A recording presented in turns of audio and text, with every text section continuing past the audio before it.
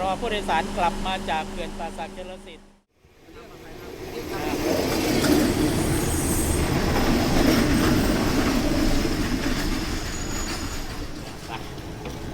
ขึ้นไหมกล้าขึ้นอันนี้จตุรัสครับ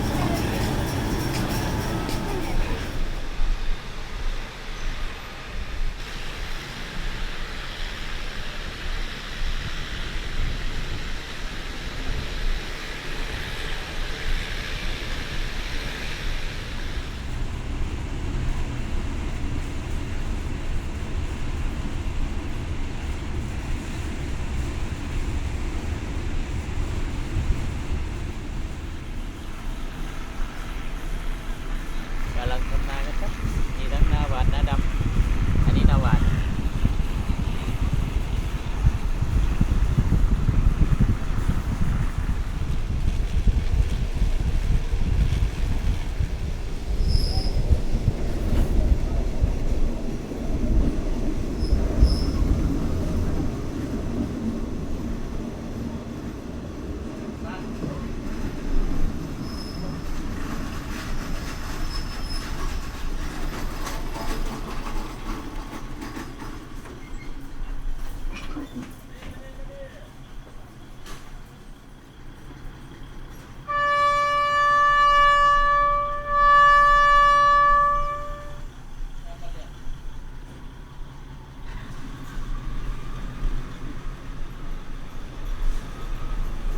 อันนี้เราเป็นพัดลมครับ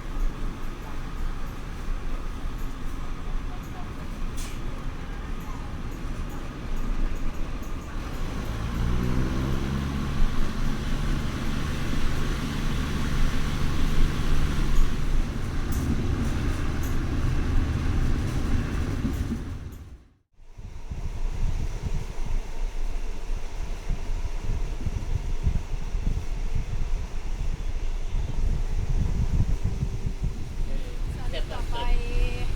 บ้านปักจับแต่ยังไม่ถึงก็ยังจิ๋วนะใช่อ๋อปักจับแล้วก็มวยจิ๋วอ๋อโอเคอันนี้ทำอะไรทำท่อระบายน้ำใหม่สะพานไม่งั้น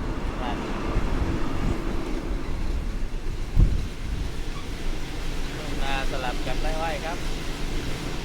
บรรยากาศไม่ได้เลย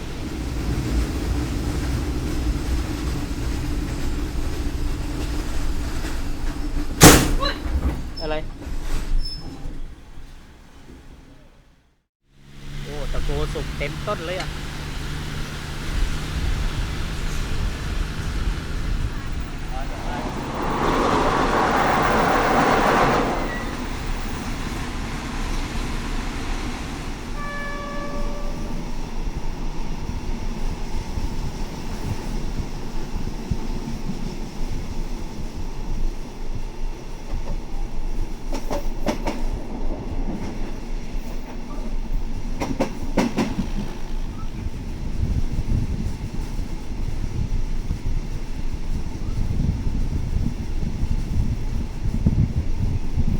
อันนี้ว่ายังเจียวครับ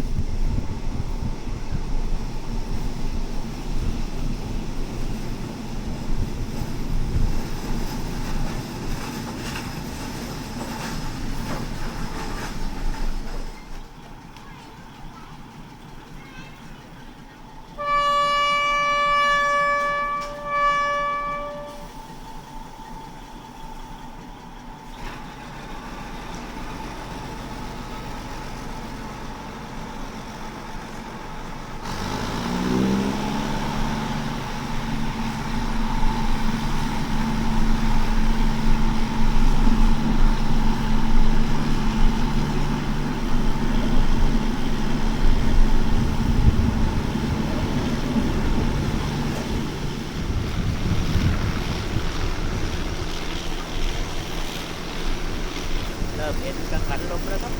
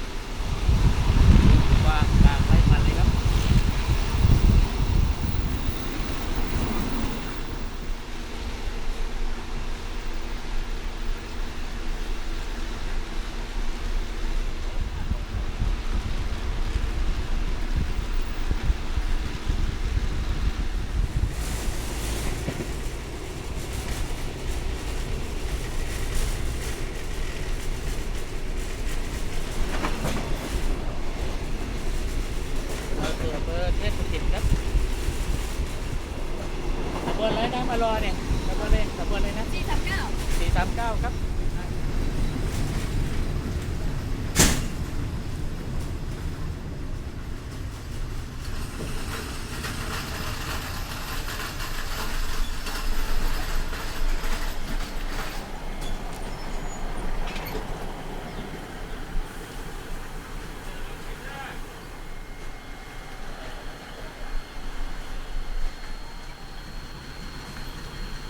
ไปแล้วครับรถที่จะไปทุ่งกระเจียว เรามาไม่ทัน ก็เลยไม่ลงครับ เลยไปแก่งคอยเลยทีเนี้ยบ้านบัตตะแบกปกติจะมีรถมารับผู้โดยสารแต่ปรากฏว่าเต็มแล้วเราก็ออกละไม่รอแล้วแหละ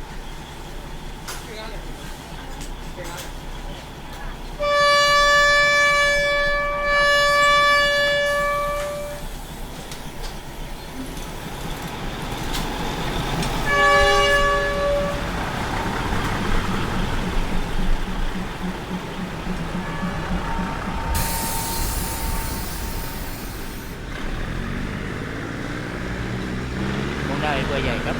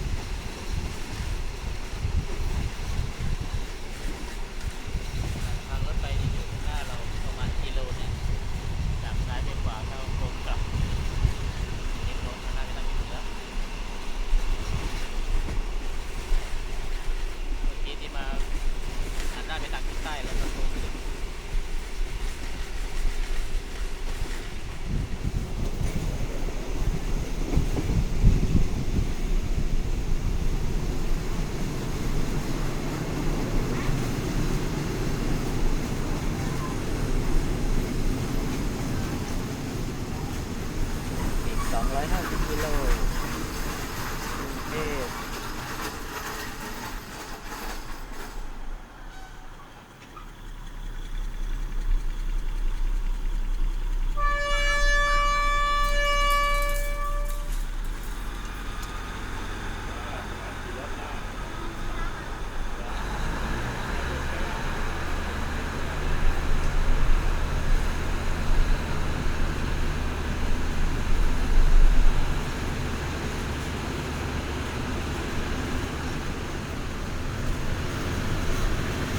ต่อไปก็เข้าอุโมงค์เขาบางเหยครับ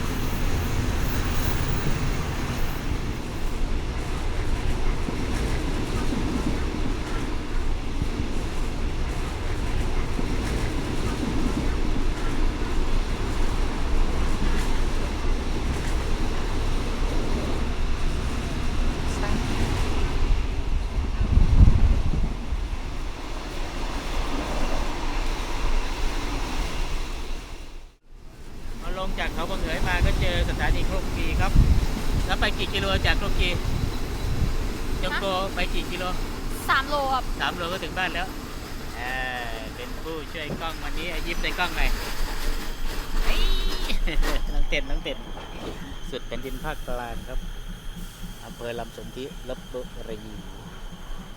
ทำคลิปสั้นแล้วมันไม่ได้ตังค์ ทำคลิปสั้นไม่ได้เงิน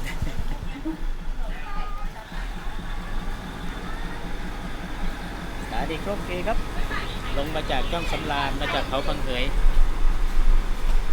เมื่อกี้ช่องสำราญจะอยู่จังหวัดชัยภูมิ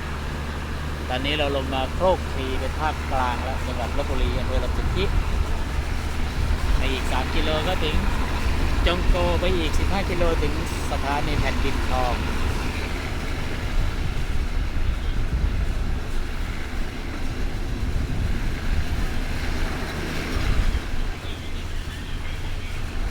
บ่าย3 นิดแต่30 นาทีถึงสถานีโคกกี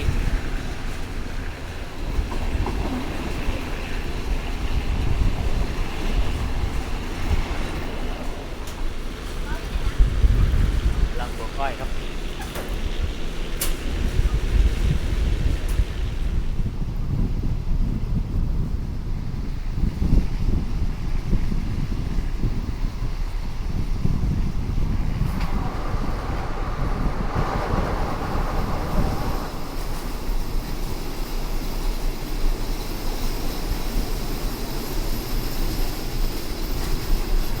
ที่หยุดรถไฟบ้านจงโกครับบ้านน้องเพชรผู้ช่วยเมื่อกี้ลงฝั่งไหน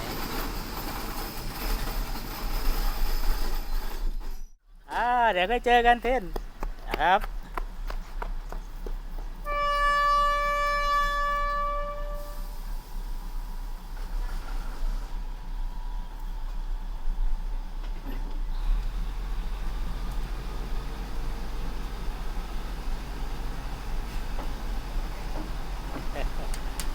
บ๊ายบาย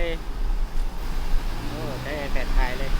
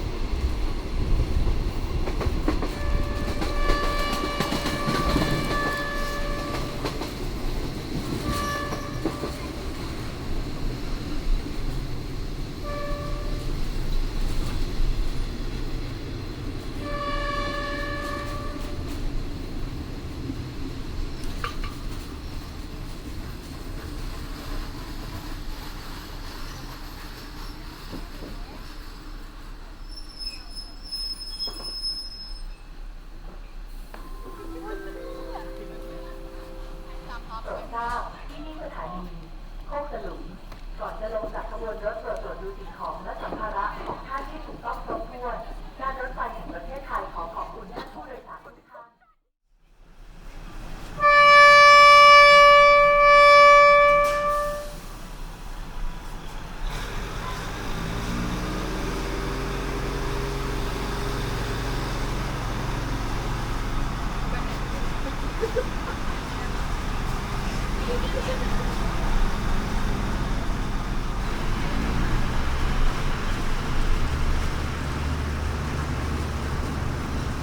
มีสาม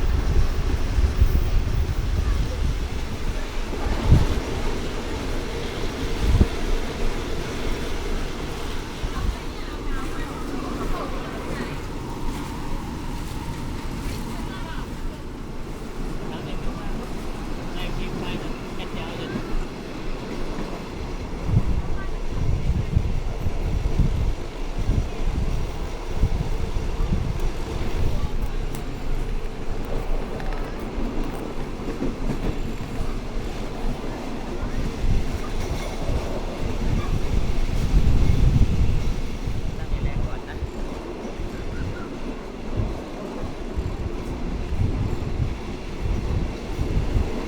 โอ้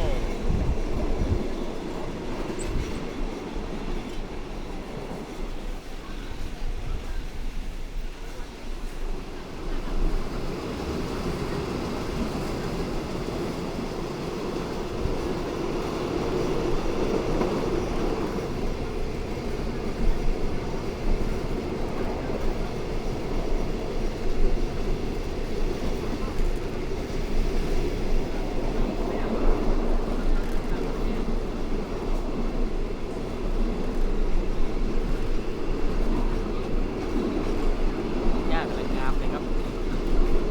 สะพานน้ำก็เต็มตรงนี้เป็นช่วงที่วัวกำลังข้ามไปเลย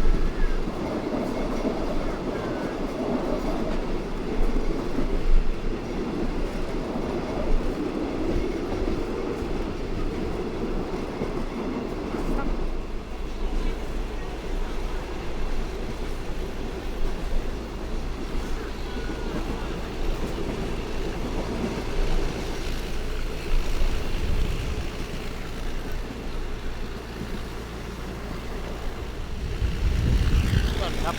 สะพานพุทธเมื่อก่อนเป็นถนนครับจากบ้านมะนาวหวานไปทางโคกกระหลุมกัดเกิดพอเปลี่ยนมาปั๊บถนนก็เลยจมน้ำนะ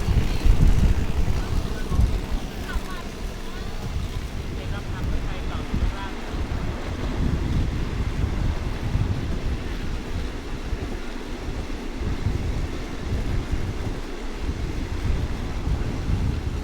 มาน้ำตัวครับ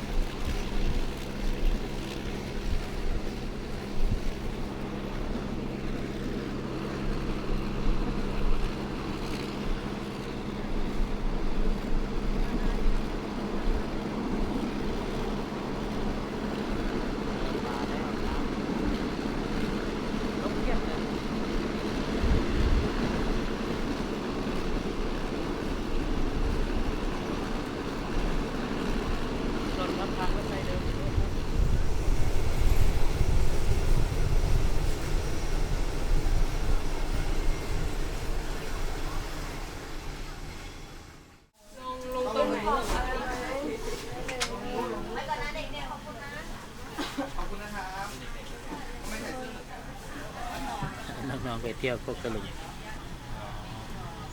เอากันมารถบัสอะไรธรรมศาสตร์ครับโล่งเลยรถ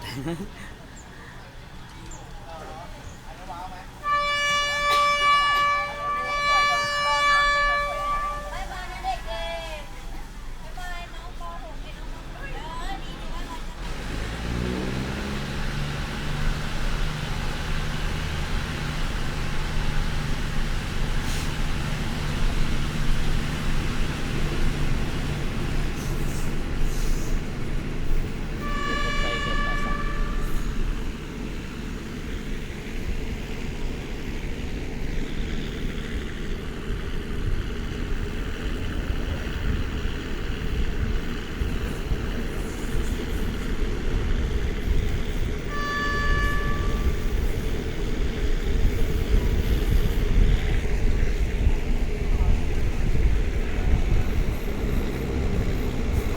เที่ยวเปลี่ยนๆครับ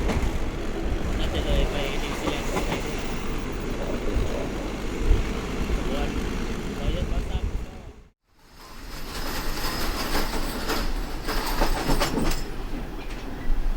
จัดนักท่องเที่ยวครับรยันบัสซัม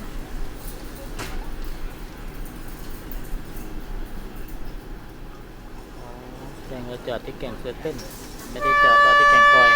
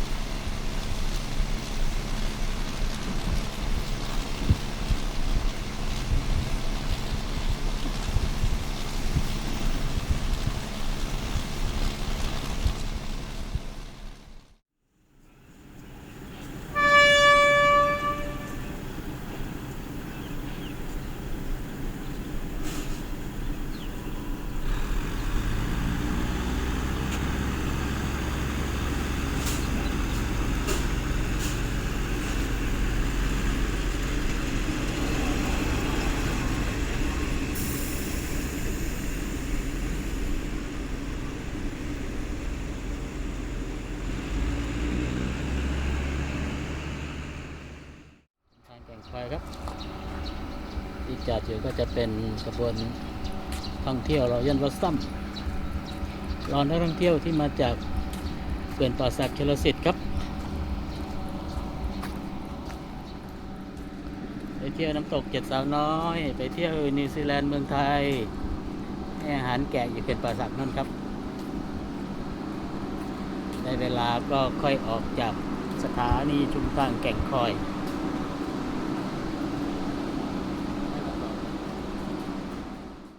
ที่เราเห็นที่แก่งเสือเต้นก็คืออีกขบวนหนึ่ง5 คันขบวนนี้ก็5 คันเหมือนกันรอนักท่องเที่ยวที่อยู่เขื่อนป่าสักชลสิทธิ์อยู่ขบวนนี้จะเป็นขบวนของรปภจัดประจำท่องเที่ยวของรปภเลยรอยัลบลัสซัมอีก2 ขบวนครับวันนี้อันนี้ขบวนของรปภรอผู้โดยสารกลับมาจากเขื่อนป่าสักชลสิทธิ์แล้วก็ออกจากแก่งคอยอยู่6:30จบทริปนี้ที่แก่งคอยนะจะไปไหนต่อค่อยว่าอีกทีครับ